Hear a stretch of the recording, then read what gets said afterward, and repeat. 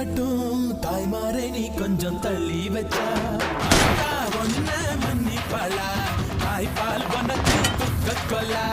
தாயும் சேயும் ரெண்டு கண்ணு கால தொட்டு